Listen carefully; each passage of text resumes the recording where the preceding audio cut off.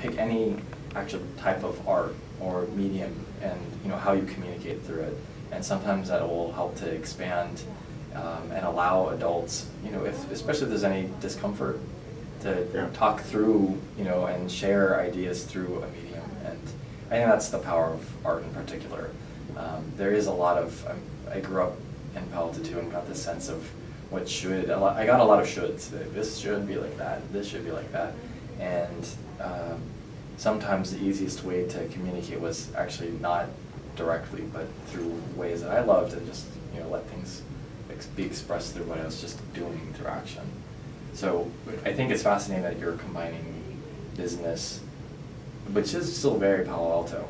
Yes, but in a very, it is. Yeah, but also in a very different realm of art, which I think there's a lot of vibrancy around the arts scene, but you won't say people might not immediately think of Palo Alto when they think of arts. No. Right? But there's a lot of vibrancy around it when you kind of look and you say, wait, no, there's incredible resources in the community.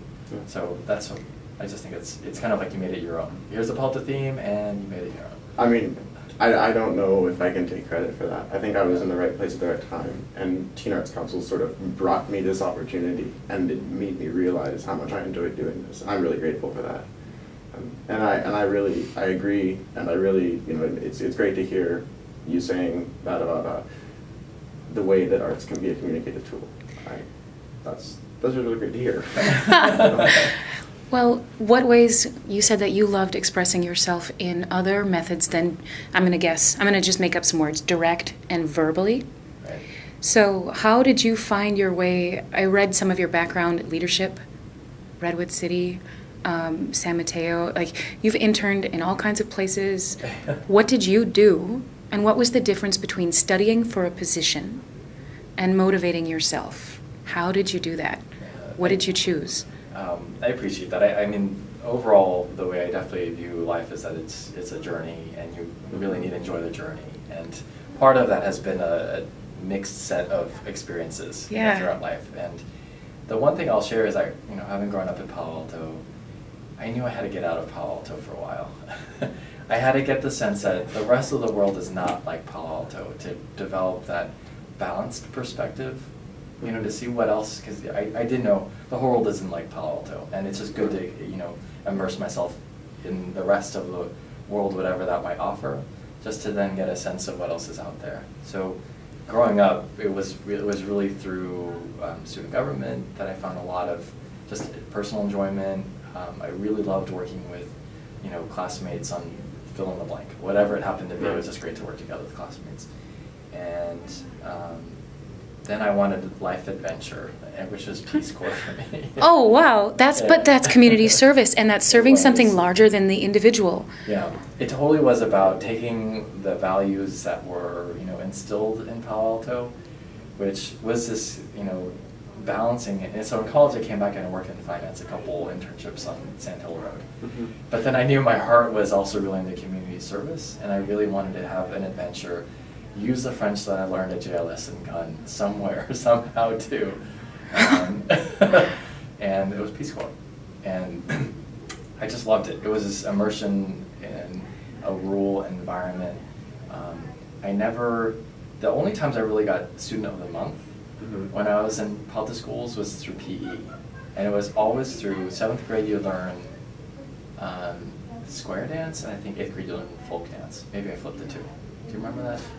I don't, but... No. Were you you're at Pali, right? Yeah, I'm at Pali, and I went to Jordan. Jordan. Do they still have folk dance and square dance? I feel like they do. I don't. I remember a lot of this in elementary school as well. I don't remember if it was 7th or 8th grade. Okay. But, yeah. Not something I anticipated enjoying, but I totally enjoyed it. And when I was in Peace Corps, there was an immersion also in West African dance, which I loved. And it was something that I didn't anticipate that. That was just a part of the cultural immersion about being in a totally new context, but just embracing whatever was there. And it was a way to connect with people where some of the language skills where it wasn't possible to have direct communication. Some of the local dialects I was still learning. I knew how to say, where's the bathroom, and can I have some water, please? Mm-hmm. That's not going to lend itself to a really in-depth discussion. But as soon as people started teaching me how to dance, you know, women who didn't speak any French at all, only local dialect, came up and they're just showing like, this is how you need to move your shoulders, was just, I mean, it's a lifetime memory. There's a and universality. Arts, you know? Yes, there's a universality. Yeah. That goes back to your original point about lack of needing to focus it all verbally. Right.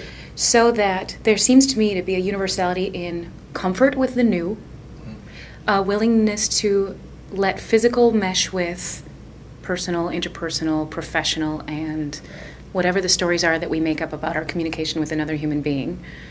And then also, and then being comfortable being in one's own body.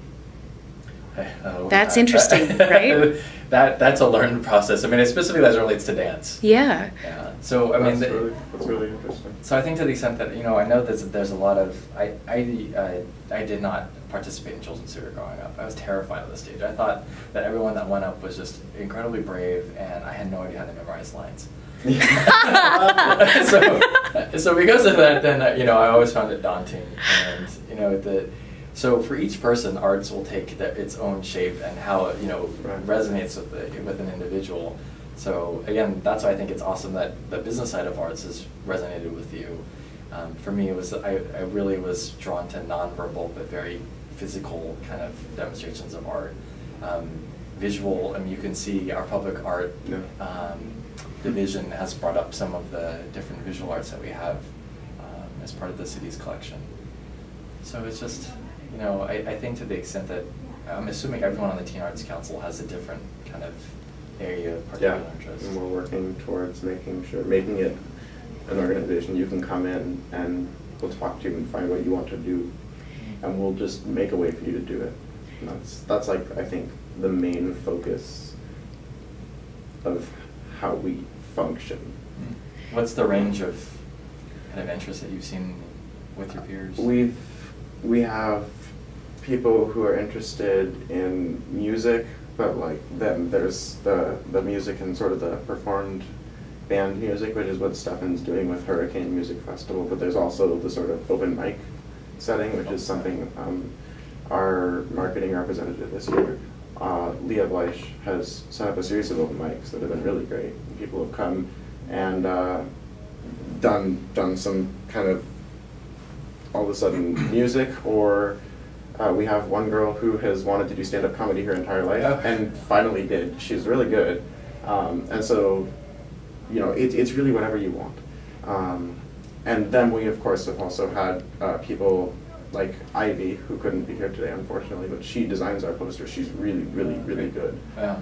So. And she's building a professional portfolio that the theater makes possible for us. And we want to make possible for anyone who wants to come in. And then to have the leaders among the kids mentor and pass that skill on to the next in line. Ivy, everyone absolutely assigns top dog position in terms of design, but her responsibility now as an exec member is to guide somebody else after her. And so she needs to come up with, while knowing how to communicate visually, verbally, spatially, she needs to know how to transmit information and to, in this way, then create a descendancy or a legacy. If we could eliminate the gap between who has the knowledge and who's supposed to receive that knowledge, then conversation can actually flow up and down the age range, up and down the social, financial, political ranges, and this huge gap between, and the gap is perception only, between what teens want and what adults want for teens, comes to a much more fruitful place because the conversation becomes interactive. We don't say, this is your only end point after this experience. You follow through, find out. It's literally that willingness to take the answer off of it has to be this way, you should be doing this. Right. Well, let's say this is your goal, these are your steps. Have you ironed out the air in between here and there? Yeah. If not, let me know how it's going. What do you need help with now? After the fact, give yourself a couple of weeks and now tell me what you want to improve on next time. I think that's right. I mean, when adults want to support the developmental assets, a lot of times they want to know how they can help. Yeah. You know, and sometimes that's where the verbal part, you know, if at that point it's not possible to verbalize exactly how you can help, sometimes just, you know, being able to observe, you know, what's going on within the Teen Arts Council would be really helpful. So, I mean, I'm thinking about the book, Yes. right? And